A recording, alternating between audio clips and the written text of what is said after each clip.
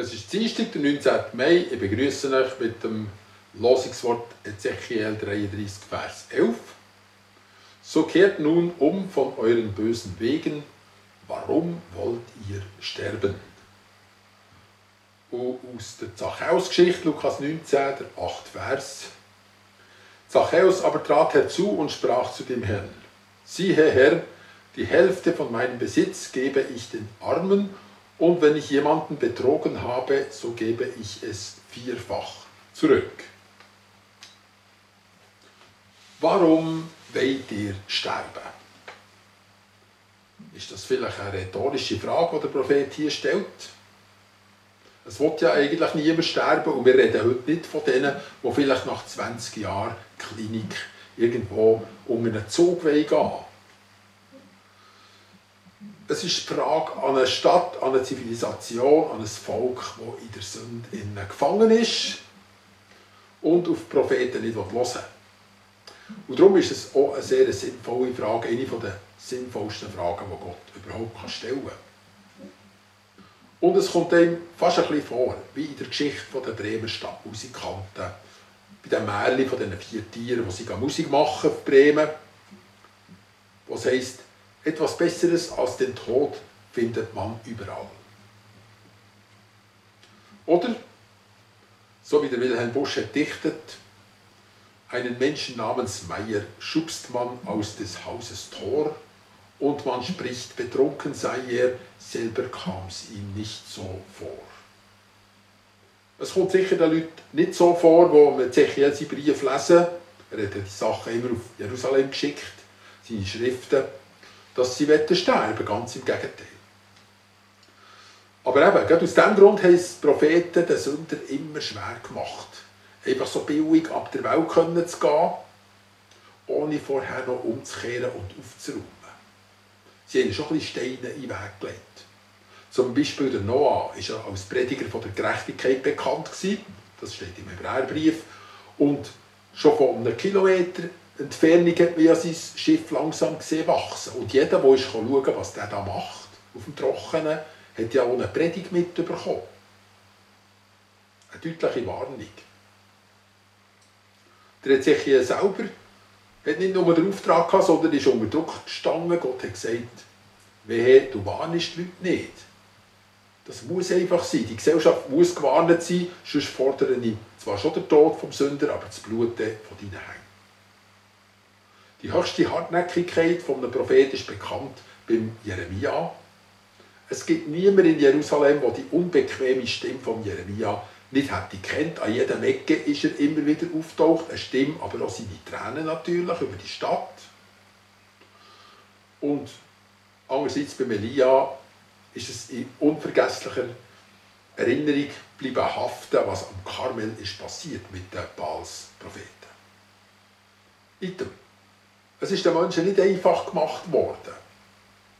Der langsam, sozial und auch geistliche Tod, der moralische Tod und jeder andere Tod, so dahin zu sterben, ohne vorher nochmal der Gerechtigkeit und ihrer echten Chance zu begegnen.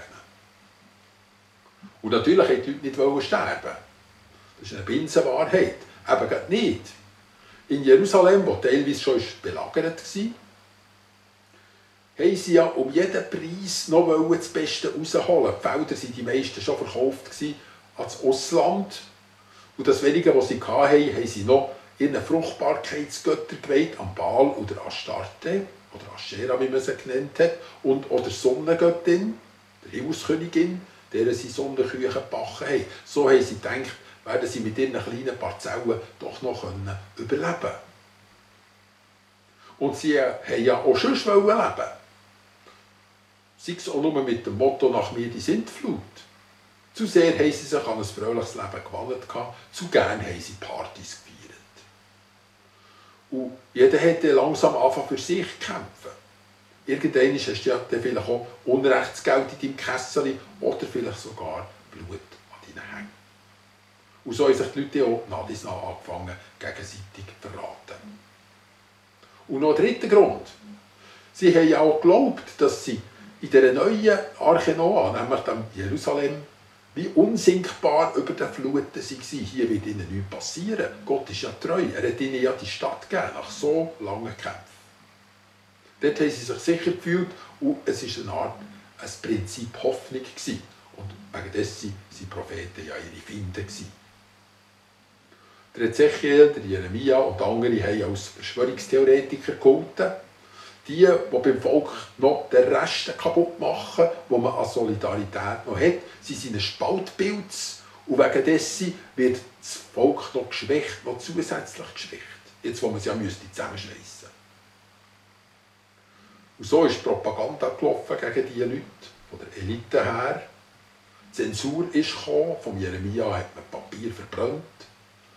Und wenn man anfängt, Bücher zu verbrennen, dann wird man schon gleich auch mal Menschen umbringen. Das hat die Geschichte bewiesen. Wenn man um jeden Preis muss leben muss, wenn man nicht mehr einfach noch leben will, sondern wirklich muss leben, wenn es also nur um das nackte Überleben geht, dann sind wir auf der primitivsten Stufe vom Leben angekommen. Und ein solches Überleben ist ja schon ein Vorbote vom Tod. Es ist eigentlich eine Agonie, es ist ein Todeskampf. Wer sich selber noch so definiert, dass er jetzt überleben muss um jeden Preis, der ist mit einem Fuß schon im Grab. Die Gerechtigkeit hat er meilenweit hinter sich gelassen. Die Lebensqualität, von der gar nicht zu reden. Ja, weiss man das als Mensch oder weiss man das nicht? Irgendwann hat man es vielleicht noch gewusst. Aber es ist wie wenn man von einer Kirche wegzügeln würde. Irgendwann hörst du die Leute noch von weitem, irgendwann um eine Ecke hörst du es dann gar nicht mehr. Niemand lässt dich ein zu einem Gottesdienst. Du hörst nicht einmal mit der Einladung. Und wenn man die Einladung vielleicht so hunderte oder tausendmal hat von sich gestossen, auf die lange Kirchenbank da und gesagt, ja, das schauen wir dann später an, dann verfestigt sich die Verhärtung im Herz und auch in den Gedanken, es gibt eine richtige Festung daraus. Die Sensibilität für das Leben geht nach und nach verloren. Und auch das schleichende Sterben wird nicht wahrgenommen. Tragisch. Eine schlimme Nachricht hat mir erreicht, etwa vor 2 Wochen. Jemand, den ich mit ihm früher zusammengearbeitet habe, in bestimmten Bereichen des kirchlichen Lebens, die ich sehr geschätzt habe, der offen war, gerne über den Glauben geredet hat, immer noch einiges wissen.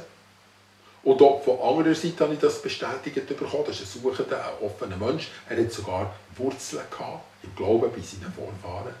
Von dem habe ich letztens gehört, jetzt ist er gestorben. Er hatte kein schönes Ableben gehabt.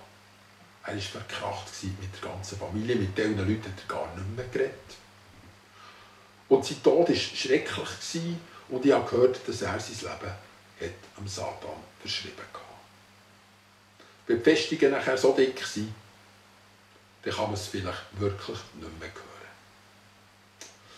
Warum wollt ihr sterben? Warum tut ihr euch das an? Sagt der Ezechiel.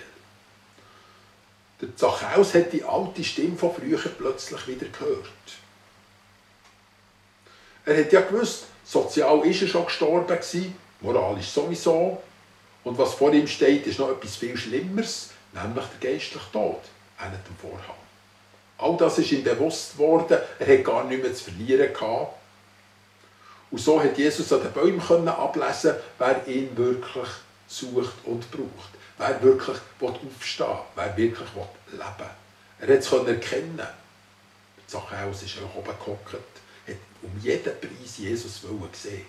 Er hat sich verabschieden aus dem Teufelskreis vom Minderwert, den falschen Freunden und unrechtmäßig verdienter Geld und so weiter und so fort. Weil er wusste, es ist nochmal Leerlauf.